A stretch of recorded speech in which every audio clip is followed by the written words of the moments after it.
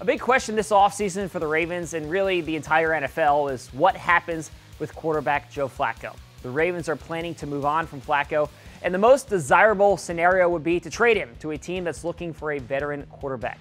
Now there's lots of speculation about which teams may go after him, and here are the two most logical fits in my mind. The first is the Denver Broncos. Ryan Mink wrote about this in Late for Work today, and it makes a lot of sense. Gary Kubiak, we know that name. He's back as the offensive coordinator in Denver, and we all remember that strong season that Joe had with Kubiak as his offensive coordinator back in 2014. Now, the Broncos do have Case Keenum still on their roster, but I think that Joe was an upgrade at that position, and I really believe that he could thrive under Kubiak again.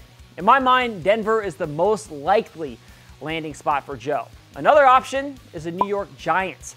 Now, there's plenty of speculation that the Giants may part ways with Eli Manning, and playing in New York would almost be like a homecoming for Joe.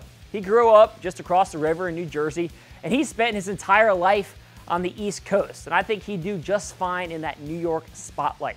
Plus, the Giants are ready to win right now. They have Odell Beckham Jr. and Saquon Barkley, and if you give Joe those weapons, look out.